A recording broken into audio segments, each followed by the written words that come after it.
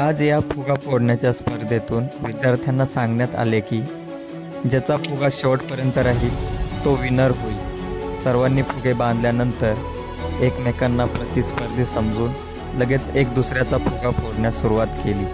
तसं पाहिलं तर या स्पर्धेमध्ये सर्व आपला पाय वर करून सगळे सेफ राहून दुसऱ्याला पण सेफ ठेवून प्रत्येकजण विन होऊ शकत होता।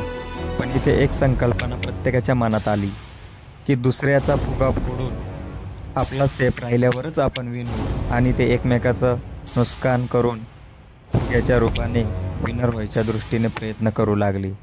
आम्हाला एवढंच सांगायचं आहे, या भूतलावर कोणी कोणाचे दुश्मन नाही। प्रत्येकजण आपल्या कष्टाने स्वाभिमानाने प्रगती करू शकतो।